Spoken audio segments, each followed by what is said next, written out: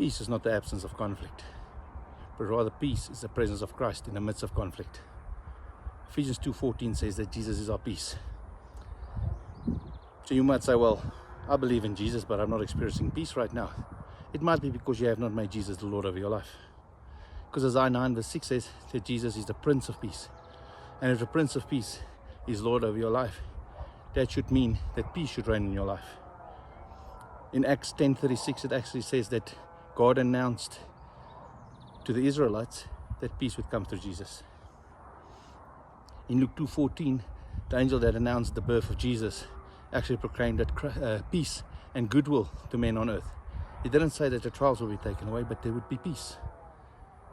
John, in Luke 1:97, says that Jesus will guide our feet into the path of peace. Not away from trouble, though. Jesus himself says, my peace I leave with you in John 14:27. He says, my peace I give unto you, not as the world giveth, give I unto you. Let not your heart be troubled, neither let it be afraid. Why does he say, I'm leaving it with you and I'm giving it to you, but I'm not doing it like the world? He's saying, I'm not taking it away. He says, I'm giving you peace and I'm not going to take it away. So if you're not experiencing peace, it's not because Jesus has taken it away, because you're not believing in it. You're not standing in it. He says further in that verse, he says, let not your heart be troubled, neither let it be afraid. Which means there's a choice. You can choose not to let your heart be troubled. John 14:1 says, let not your heart be troubled. You believe in God, believe also in me.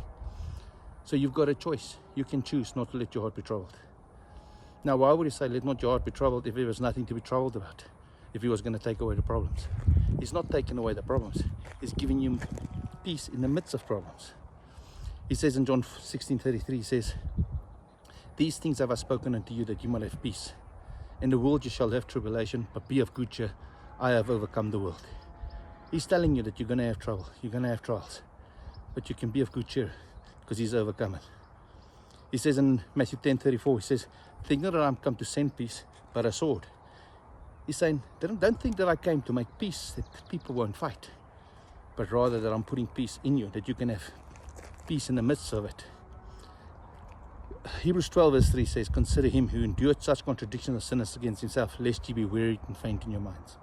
So if you're wearied and you are fainting and you're tired of the struggle, consider Jesus. Think on Jesus. Think of Isaiah 53:7, where it says, as a lamb to the slaughter, he opened not his mouth. When he was going through hard times, he had peace during those hard times.